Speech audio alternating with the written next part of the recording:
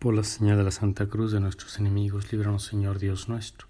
En el nombre del Padre, y del Hijo, y del Espíritu Santo. Amén. Señor mío y Dios mío, creo firmemente que estás aquí, que me ves, que me oyes. Te adoro con profunda reverencia. Te pido perdón de mis pecados y gracia para hacer con fruto este rato de oración. Madre mía Inmaculada, San José mi Padre y Señor, Ángel de mi guarda, intercedan por mí. Hoy celebramos a Santiago Apóstol, patrono de España. Santiago, hermano de Juan, hijos de Zebedeo. Y el Evangelio con el que se honra la memoria de este apóstol es, como tantas otras veces, un Evangelio que hace, por decirlo así, quedar mal al apóstol. El Evangelio que se proclama hoy es la escena en la que Santiago y Juan están con su madre y ella se adelanta para pedirle a Jesús que les conceda sentarse uno a su derecha y otro a su izquierda en el reino, y que es una petición tanto orgullosa o vanidosa, ¿no?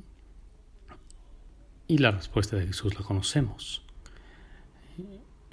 al punto que los otros 10 apóstoles se molestan con aquellos 2 hermanos. Y Jesús les tiene que enseñar que los jefes de las naciones son tiranos y se enseñorean sobre las gentes, pero que entre ellos no debe ser así. Pues este es Santiago, al que honramos hoy. Se podían haber elegido otros textos del Evangelio para hablar de él, porque a lo largo del Evangelio se nos cuenta cómo Santiago,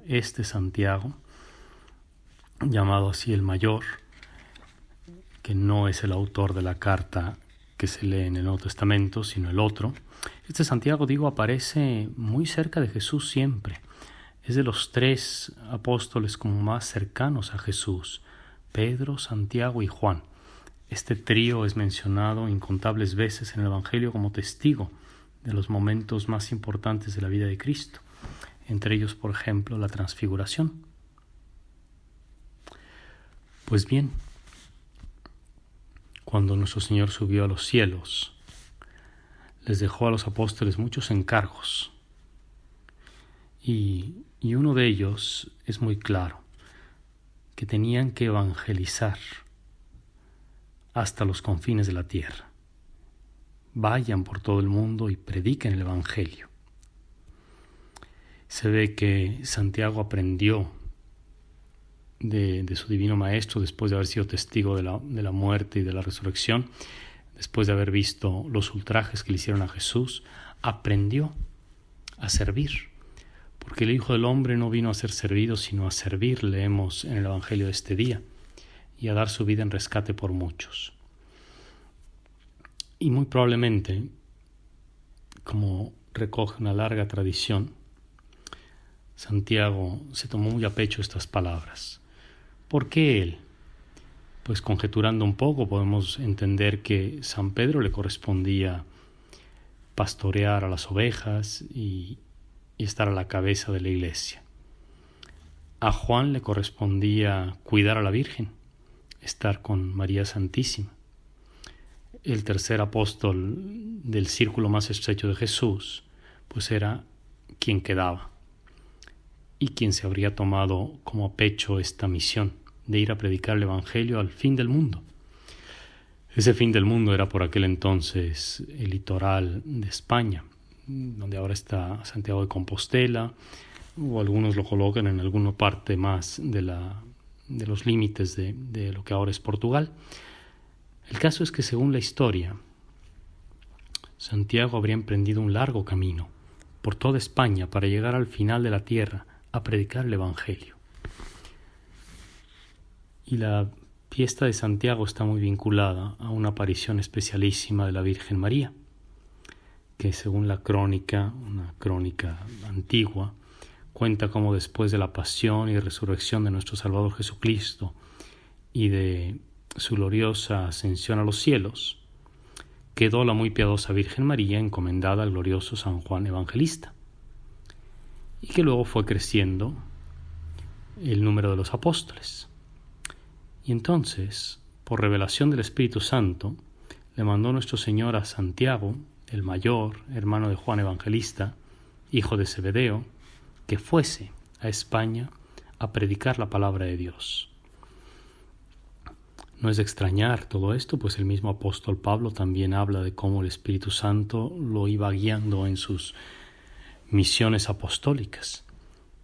Los apóstoles que habían convivido con Jesús no iban a estar privados de esa inspiración del Espíritu Santo para ir yendo de aquí para allá, no según su capricho, sino según les dijera el Espíritu. La crónica es muy bonita porque cuenta cómo Santiago, hermano de San Juan y que por lo tanto estaría con la Virgen, después de recibir esa inspiración, fue con la Virgen María y le pidió su bendición, y que la Virgen le habría dicho: «Ve, hijo, cumple el mandato de tu maestro, y por él te ruego que en una de las ciudades de España, en donde mayor número de gente a su santa fe convirtieras, edifiques una iglesia en mi memoria, conforme yo te diere la orden». Con este antecedente uno comprende que Santiago se habría puesto en marcha al punto para ir a predicar a España, y que según la leyenda, la tradición, habría llegado efectivamente hasta los confines de la tierra, poniendo en práctica el mandato del Maestro. Y el detalle de pedir la bendición a la Virgen y con piadosas lágrimas habla de cómo ya desde antiguo, ¿no?, se pensaba que para predicar el Evangelio, para convertir a los infieles, para llevar la buena nueva, qué mejor que el patrocinio, que encomendarse a la Santísima Virgen María. En muchos lugares del orbe, a lo largo de todo el planeta, allí donde ha sido predicado el Evangelio, aparece también la Virgen María como patrona, como protectora, aquella que es invocada. Pues el apóstol Santiago cumplió esta orden.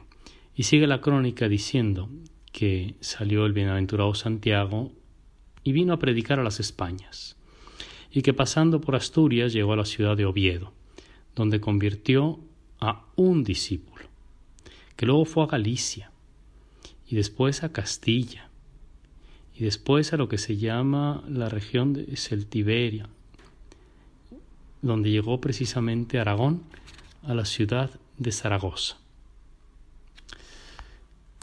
que era una ciudad romana importante, y que predicó mucho tiempo allí en Zaragoza, pero solo convirtió a 8 personas, con las cuales hablaba continuamente sobre el reino de los cielos. Recuerda esto, lo mismo que le habrá pasado a San Pablo y a los demás apóstoles. No fueron masas las que lo siguieron. No es que los apóstoles hayan conseguido convertir, salvo en ese primer episodio de los Hechos de los Apóstoles, donde se bautizaron más de 3,000. Después de eso todo fue a cuentagotas. Y Santiago trataba de convertir a más, pero no sucedía. Y estaba como un poco desanimado, quizás un poco desalentado, viendo que aquello no progresaba. Y recibió un aliento especial, un ánimo que es conocido, que es la aparición de la Virgen en el Pilar, la Virgen María, que todavía estaba en Jerusalén y que según esto pues aparecería ahí en Zaragoza sobre un pilar de piedra de mármol, acompañada de ángeles, y le dijo: «He aquí, hijo». Diego, en el castellano antiguo Diego es lo mismo que Santiago, el lugar señalado y el que yo he elegido a mi honra para que sea construida una iglesia. Santiago se puso contento, se alegró mucho, le dio grandes alabanzas a nuestro Señor Jesucristo y a su bendita Madre, y pues mandó erigir esa capilla. Pues la Virgen y Santiago, según la crónica, regresaron a Jerusalén, y sabemos que Santiago fue decapitado un poco después, hacia el año 40, en Jerusalén, habiendo dado testimonio de Cristo. La fiesta de hoy, que es celebrada con gran fastuosidad, con gran solemnidad en España, es también celebrada en el resto del mundo, porque miramos a Santiago, como aparece en el Evangelio, como alguien que quería primero un lugar importante, fue un poco reprimido o reprendido por eso, y aprendió que el lugar importante en la iglesia es servir. Es verdad, nuestro Señor dijo que había que servir, pero no dijo que teníamos que hacerlo solos. Y nos dejó a su Madre Santísima, que siempre está como la primera servidora, la sierva del Señor, la esclava del Señor, que nos ayuda y sirve junto a nosotros. Sirvió junto a Santiago y sigue sirviendo a quien le invoque con fe y devoción para cumplir con los mandatos del Señor. Te doy gracias, Dios mío, por los buenos propósitos, afectos e inspiraciones que me has comunicado en este rato de oración. Te pido ayuda para ponerlos por obra. Madre mía Inmaculada, San José mi Padre y Señor, Ángel de mi guarda, intercedan por mí.